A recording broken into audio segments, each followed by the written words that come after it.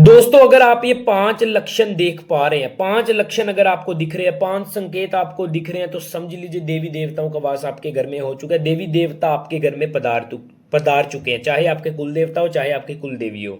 ठीक है, आप जिनको मानते हैं तो समझ लीजिए यानी आपके घर में देवी देवता आ चुके हैं, देवी देवता का वास हो चुका है। दोस्तों जय माता दी, जय मां काली। दोस्तों क्या हाल चाल आपके, आशा करते हो ठीक होंगे।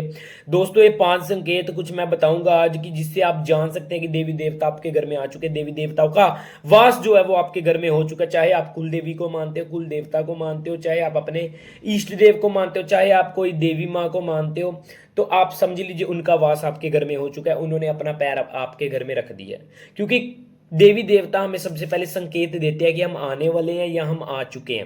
ये 5 संकेत अगर आपके साथ हो रहे हैं, 5 लक्षण आपको दिखाई दे रहे हैं, तो समझ लीजिए देवी देवता का वास आपके घर में हो चुका है। दोस्तों चलिए मैं शुरू करता हूं, बताता हूं कौन से है वो 5 संकेत। तो बने रही वीडियो पे दोस्तों, जय माता दी। तो दोस्तों सबसे पहला संकेत ये है जब देवी देवता आपके घर में आ चुके होंगे। सबसे पहला संकेत ये है कि यानी अगर आप सुबह सोकर उठते हो तो आपको यानी फ्रेगनेंस आनी शुरू हो जाएगी, अगरबत्ती की, धूप की, या फिर आपको फूलों की खुशबू आएगी, मूंगरा जैसे यानी समझ लीजिए रोज की स्मेल आएगी। यानी एक ऐसे खुशबू सी आने लगेगी जब आप सुबह उठोगे और अपने मंदिर की तरफ जाओगे ना, मंदिर के बाहर से गुजरोगे ना, अपने घर के मंदिर के बाहर से निकलोगे ना, तो आपको धूप की स्मेल आएगी, फूलों की स्मेल आएगी और साथ में अगरबत्ती की स्मेल आएगी। तो समझ लीजिए यानी आपके घर में देवी देवताओं का वास हो चुका है। जब आप ये लक्षण दिखाई देता है सबसे पहला कि आप सुबह उठेंगे तो खुशबू आने लगेगी, तो समझ लीजिए देवी देवताओं का वास आपके घर में हो चुका है। दोस्तों वो आ चुके हैं आपके घर में। तो दोस्तों ये पहला संकेत था। और दोस्तों दूसरा संकेत क्या देखने को मिलता है, दूसरा लक्षण क्या देखने को मिलता है, देवी देवता हमारे घर में आ चुके हैं। दोस्तों दूसरा लक्षण ये दिखाई देता है यानी सपने में हमें मंदिर का दिखाई देना, सपने में यानी भगवान के दृश्य दिखाई देना। कहते हैं ना सपने में भगवान दिखाई दे तो किसी को बताना नहीं चाहिए, क्योंकि ये शक्तियां होती है चली जाती हैं, कभी भी आपको बताना नहीं चाहिए। अगर आपको यानी सपने में देवी देवताओं के दर्शन हो रहे हैं, मंदिर के दर्शन हो रहे हैं, सपने में तीर्थ स्थलों के दर्शन हो रहे हैं, ठीक है, तो समझ लीजिए यानी देवी देवता का वास आपके घर में हो चुका है, आपके इष्ट देव का घर में आपके वास हो चुका है। अगर आपको सपने में मंदिर के दर्शन हो रहे हैं, सपने में तीर्थ स्थल के दर्शन हो रहे हैं, सपने में अपने इष्ट देव के दर्शन हो रहे हैं, सपने में कुल देवता कुल देवी आ रहे हैं, तो समझ लीजिए उनका आपके घर में वास हो चुका है, जिनको आप मानते हो। दोस्तों ठीक है, ये दूसरा लक्षण।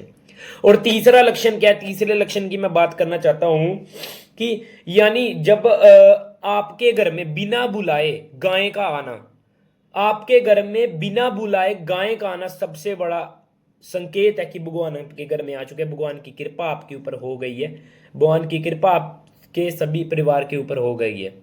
अगर बिना बुलाए आपके घर में रोज गायें आ जाए खाना खाने के लिए, तो समझ लीजिए ईश्वर आपसे प्रसन्न है, ईश्वर आपके घर में आ चुके हैं, देवी देवताओं का वास आपके घर में हो चुका है, जिनको भी आप मानते हो भगवान की कृपा आपके ऊपर अपार है।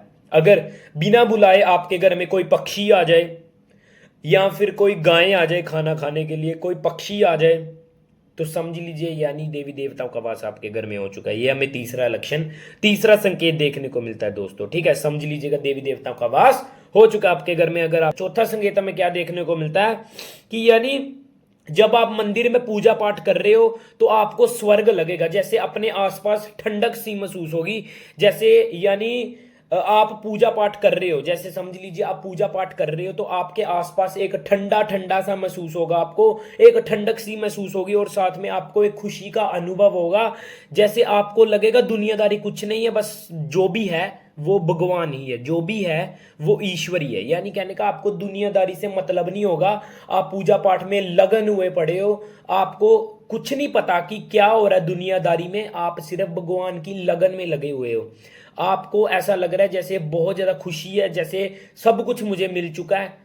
जब आप भक्ति कर रहे हो भगवान की, आप समझ रहे हो मुझे सब कुछ मिल चुका है, तो समझ लीजिए भगवान का घर में वास हो चुका है आपके, और साथ में भगवान की विशेष कृपा आपके ऊपर, समझ लीजिएगा कि भगवान का वास हो चुका आपके घर में और भगवान की विशेष कृपा आपके ऊपर है। जब और पांचवा संकेत हमें क्या देखने को मिलता है, पांचवा संकेत हमें देखने को मिलता है कि जब आप पूजा पाठ करते हो या फिर आप मंदिर के बाहर से निकलते हो, अपने घर के मंदिर से बाहर से निकलते हो, तो आपके रोंगटे खड़े होने लगते हैं। यानी आप घर के मंदिर के बाहर से निकलते हो या फिर घर के मंदिर को देखते हो या घर के मंदिर में बैठते हो, तो आपको एक झटका सा लगता है, शरीर में रोंगटे खड़े होने लगते हैं दोस्तों, रोंगटे खड़े होने लगते हैं। तो समझ लीजिए देवी देवताओं का वास आपके घर में हो चुका है और उनकी विशेष कृपा आपके ऊपर है।